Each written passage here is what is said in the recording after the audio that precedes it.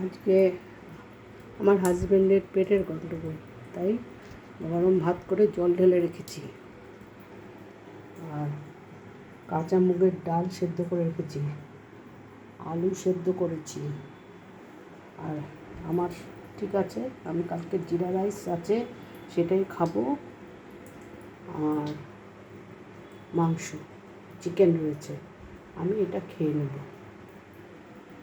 তাহলে আজকে কী কী রান্না করলাম, এই ভাত, আলু সেদ্ধ, ডাল,